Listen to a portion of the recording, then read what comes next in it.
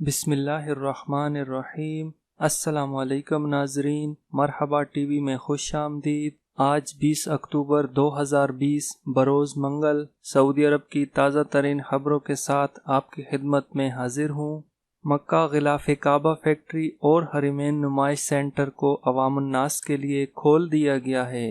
سعودی press agency کے مطابق حرمین شریفین انتظامیہ کے سربراہ شیخ ڈاکٹر عبد الرحمن السدیس کی ہدایت پر انتظامیہ کے تحت تمام بیرونی اداروں کو مرحلہ وار کھولا جا رہا ہے۔ انتظامیہ نے کہا ہے کہ غلاف کعبہ فیکٹری اور حرمین عجائب گھر زائرین حرم کی خاص دلچسپی کا مرکز ہیں، جہاں مختلف قسم کے لوگ حرمین کی تاریخ معلوم کرنے کے لیے آتے ہیں۔ دونوں مراکز کو کرونا بحران کے دوران بند کر دیا گیا تھا۔ اب جب کہ حرم مکی شریف کو زائرین کے لیے کھول دیا گیا ہے تو دونوں اداروں سمیت ماتحت باقی ادارے بھی کھولے جا رہے ہیں۔ انتظامیہ نے بتایا ہے کہ دونوں اداروں میں حفاظتی تدابیر اور سماجی فاصلے کے علاوہ گنجائش کے حساب سے کم تعداد کو آنے کی اجازت دی جائے گی۔ ریاض سیلاب کی پائپ لائن میں شراب تیار کرنے والے گرفتار کر لیے گئے۔ ریاض میونسپلٹی نے سیلاب کے مخصوص پائپ لائن میں شراب تیار کرنے والے غیر ملکی گروہ کو گرفتار کر لیا ہے۔ اخبار 24 نیوز کے مطابق ریاض میونسپلٹی نے اپنے ٹویٹر اکاؤنٹ پر بتایا ہے کہ دارالحکومت ریاض میں سیلاب کی نکاسی کے لیے تیار کی جانے والی پائپ لائن میں چند غیر ملکیوں نے شراب کی بھٹی بنا رکھی تھی۔ انہیں گرفتار کر کے متعلقہ ادارے کے حوالے کیا گیا ہے، جبکہ ضبط شدہ شراب اور اس کی تیاری میں استعمال ہونے والی اشیاء تلف کر دی گئی ہیں۔ مسجد نبوی شریف میں زائرین کے لیے جامع منصوبہ بندی پر عمل درآمد۔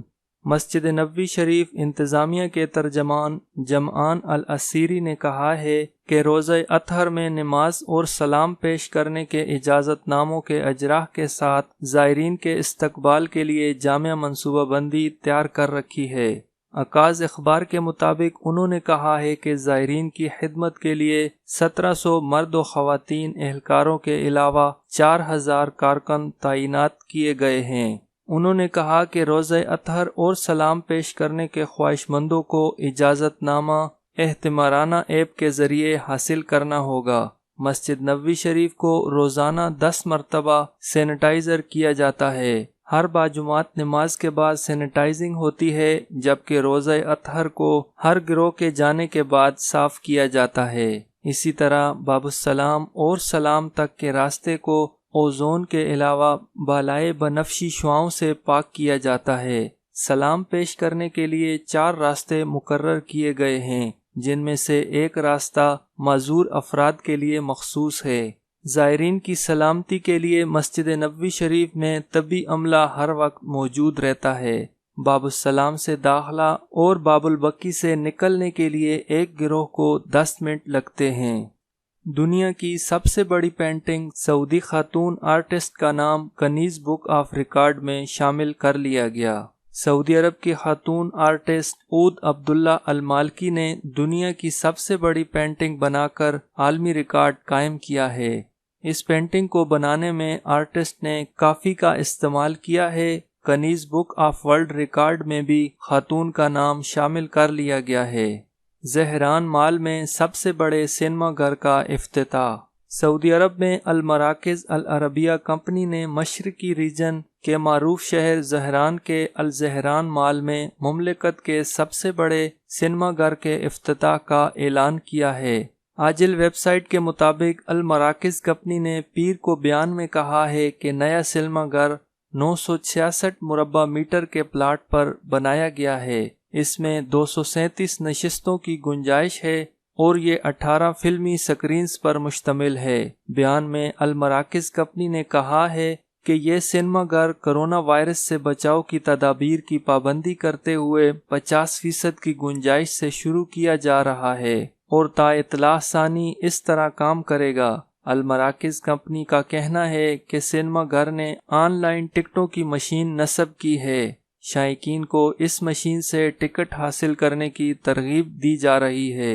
کمپنی کے ایگزیکٹو چیئرمین فیصل ارجدائی نے بتایا کہ مملکت میں سب سے بڑے سینما گھر کے افتتاح کا پروگرام ویژن 2030 کے اہداف کی تکمیل کے لیے کیا گیا۔ الجدائی نے کہا کہ زہران مال میں سینما گھر کے افتتاح سے کمپنی کے تجارتی مراکز میں 10ویں سینما گھر کا اضافہ ہوا ہے۔ یہ کمپنی مملکت کے مختلف علاقوں میں 103 فلمی سکرینز کی مالک ہے۔ ترک مصنوعات کا بائیکاٹ مہم زور پکڑ گیا ہے۔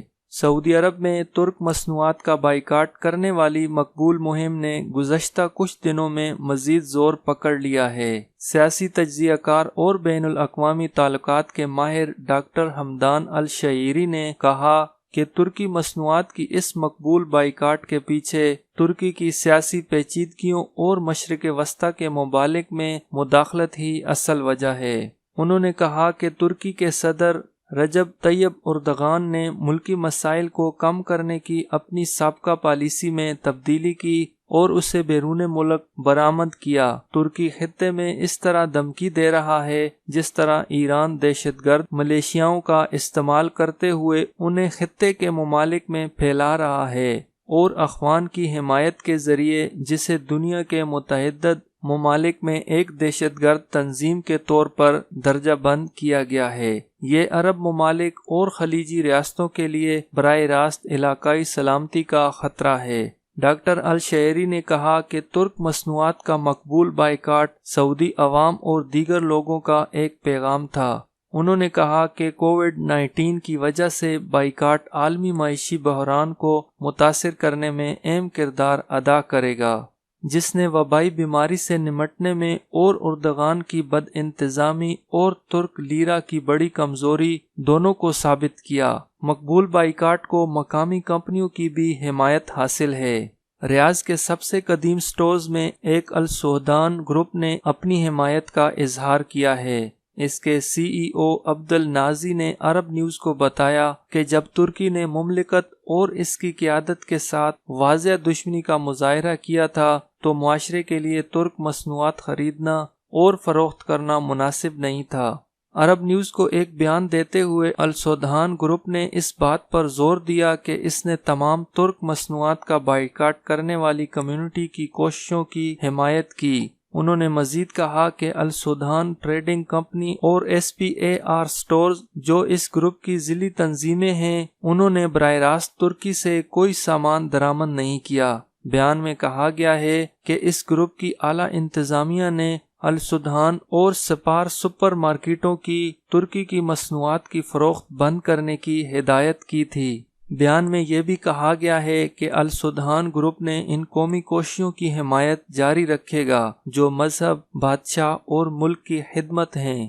ملک اور سعودیوں کو نقصان پہنچانے کے لیے کی جانے والی کسی بھی کوشش کو برداشت نہیں کریں گے۔ النازی نے کہا کہ ترکی کی تمام مصنوعات کا بائیکاٹ کرنا ضروری تھا کیونکہ ترکی نے مملکت سے اپنی دشمنی ظاہر کر دی ہے۔ انہوں نے کہا کہ ہر شہری کا فرض بنتا ہے کہ وہ کسی بھی ایسے ملک کی مصنوعات کا بائیکاٹ کرے جو مملکت اور سعودی قیادت کا احترام نہیں کرتا ہے۔ انہوں نے کہا کہ بائیکاٹ کرنا کسی بھی دیگر ہتھیار کی طرح مؤثر تھا جو ریاست کی حفاظت کے لیے استعمال کیا جا سکتا تھا۔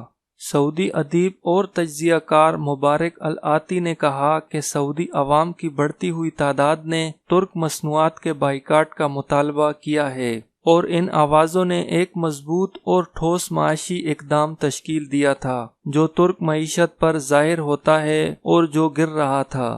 انہوں نے کہا کہ بائیکاٹ کا مطالبہ ترکی میں جسٹس اینڈ ڈیولپمنٹ پارٹی اور صدر اردغان کے مخالفانہ اقدامات کے خلاف سعودیوں سے قومی اتحاد کی عکاسی کرتا ہے۔ سعودی عوام ترک حکومت کو پیغام بھیج رہے ہیں کہ مملکت اور قیادت کی سلامتی اور امیج ایک سرخ لکیر ہے۔ سعودی عوام نے یہ ظاہر کیا ہے کہ وہ ان کی قیادت کے قریب ہیں۔ بائیکاٹ ایک ایسا ہتھیار ہے جس میں سعودی عوام ترکی کی مداخلت سمیت غیر ملکی مداخلت کے خطرات کے خلاف استعمال کر رہے ہیں، جسے تمام سعودیوں نے بغیر کسی استثناء کے واضح طور پر مسترد کر دیا ہے۔ سعودی شہری عدنان الاسلامی نے کہا کہ انہوں نے ترک مصنوعات کے مقبول بائیکاٹ کی مکمل حمایت کی ہے اور اس کے متبادل مقامی مصنوعات بھی ہیں جنہیں استعمال کیا جا سکتا ہے۔ انہوں نے کہا کہ سعودی سرمایہ کاروں کو بائیکاٹ کا فائدہ اٹھانا چاہیے اور پڑوسی ممالک میں جانا چاہیے اور ترکی کی مصنوعات کی بجائے وہاں سے مصنوعات درآمد کرنا چاہیے۔ انہوں نے کہا کہ میں اللہ رب العزت سے دعا کرتا ہوں کہ وہ ہمارے ملک کی حفاظت کرے اور ہمیں 2 مقدس مساجد کے ولی عہد اور ولی عہد شہزادہ کی سربراہی میں سلامتی اور حفاظت کی نعمت عطا کرتا رہے۔ ناظرین، آج کی سعودی نیوز کے ساتھ بس اتنا ہی۔ انشاءاللہ ایک نئی ویڈیو کے ساتھ آپ کی خدمت میں حاضر ہوں گا۔ ویڈیو اچھی لگے تو اس کو لائک کریں اور اپنے دوستوں کے ساتھ شیئر کریں اور میرے چینل کو سبسکرائب کریں۔ ویڈیو دیکھنے کا بہت شکریہ۔ اللہ حافظ۔